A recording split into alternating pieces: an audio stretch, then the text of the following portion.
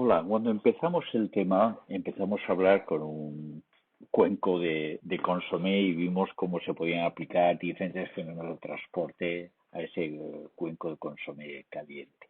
Bien, vamos a acabar el tema volviendo de nuevo a hablar de otros fenómenos de transporte. Durante todo el tema hemos hablado solo de difusión y este pequeño paréntesis que vamos a hacer, o este final que vamos a hacer, mejor dicho, hablando de otro fenómeno de transporte, simplemente para mostrar que son muy parecidas las formulaciones para los diferentes fenómenos de transporte. Aquí hemos hablado de difusión porque a nosotros nos interesa más, pero podríamos haber hablado de los otros y muchas cosas serían exactamente igual.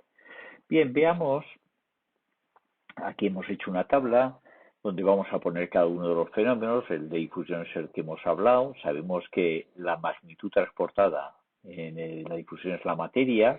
Sabemos que la causa es la diferencia de concentración. Si no hay diferencia de concentración no va a haber difusión.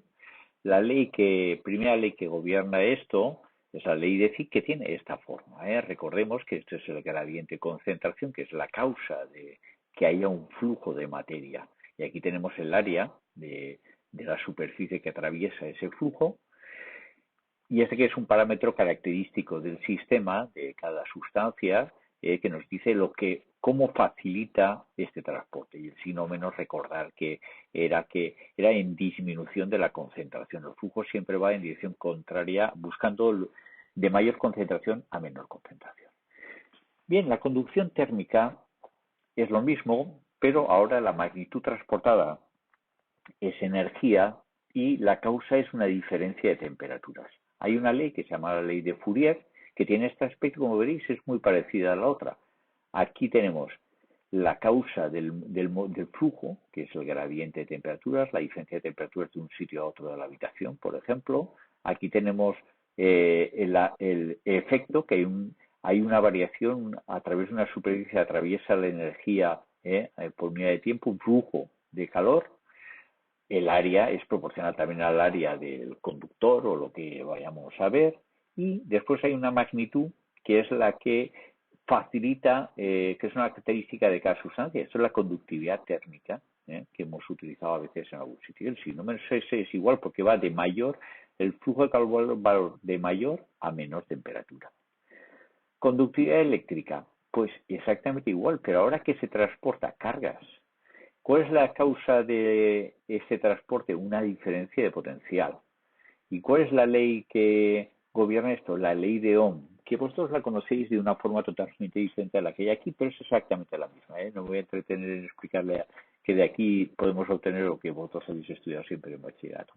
Pero veamos que nos da aquí una diferencia, un gradiente de potencial, una diferencia de energía entre dos puntos, que hace que haya un flujo de cargas por unidad de tiempo atravesando una sección A, y a esto que se le llama, esto que es la conductividad eléctrica, la facilidad con que el sistema ayuda a que se produzca esa conducción. De igual forma tenemos el fenómeno de viscosidad, la magnitud transportada en este caso es la cantidad de movimiento, la causa del transporte, que es la diferencia de velocidad, y la ley es la ley de Newton, que tiene este aspecto. Esta es un poquito más complicada de explicar porque hay dos ejes, hay dos direcciones, pero al fin y al cabo, si recordáis el plato de consomé que decíamos, que si girábamos cerca del borde del consomé la cuchara, ahí estábamos aplicando una cantidad de movimiento a esa capa de líquido, y si nos íbamos hacia el centro, la velocidad era menor. Entonces hay una gradiente de velocidad. Y ese gradiente de velocidad va a hacer que la cantidad de movimiento se transfiera cantidad de movimiento del exterior hacia el interior. Y la facilidad con que se hace esto depende de la viscosidad. Si la viscosidad fuese cero, o sea que no hay rozamiento entre las capas, fuese un sistema no viscoso, pues no habría transmisión. Porque para que haya de una capa a otra haya transmisión tiene que haber algo, tiene que haber viscosidad. Bien, y por último, otro que hay más, se podrían tratar más, pero flujo hidrodinámico. Materia, esto es el por qué el agua circula por las cañerías de vuestra casa. Entonces, por una diferencia de presión. Y la ley que gobierna esto, la primera ley es la ley de Poisson, en la que me dice que un gradiente de presión, la diferencia de presión entre dos puntos de la tubería, hace que haya un caudal de agua yendo de un sitio para otro por unidad de tiempo. Depende del tamaño de la sección de la tubería y de un parámetro característico que en este caso depende también del tamaño de la tubería. En el tamaño de la tubería aparecen dos sitios. Eso es muy importante porque a un pequeño cambio en una tubería de sección hace que el caudal aumente mucho más. De hecho, aumenta de R a la cuarta.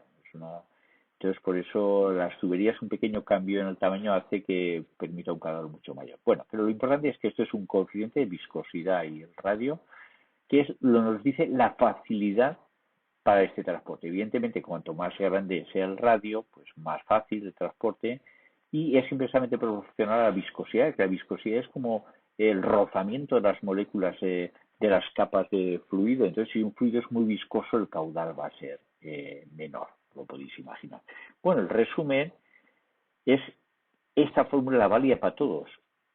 Magnitud transportada, causa del transporte, sentido del transporte es el signo menos, siempre es en disminución de la magnitud, disminución de la presión, disminución de la velocidad, disminución del voltaje, disminución de la temperatura, disminución de la concentración. En esa dirección se va a producir siempre. Facilidad con que se da el transporte, un parámetro que es característico de las sustancias con las que estamos, conductividad térmica, coeficiente de difusión, conductividad eléctrica, viscosidad o este parámetro de aquí en la de Pose. Y evidentemente área de la sección de transporte. Claro, no va a ser lo mismo el número de moléculas que van a atravesar una ventana gigante que un vasito de una superficie mucho más pequeña, un área más pequeña. Aquí hemos planteado la primera ley, pero todas de ellas tienen la segunda ley. Existe la segunda ley de Fick que la hemos visto, la segunda ley de Fourier, la segunda ley de Ohm, la segunda ley de Newton, la segunda ley de Poisson. Y por tanto todos pueden hacer un tratamiento muy parecido. Bueno, con esto vamos a finalizar ya el tema de fenómenos de transporte, de los cuales realmente hemos hablado fundamentalmente de la difusión.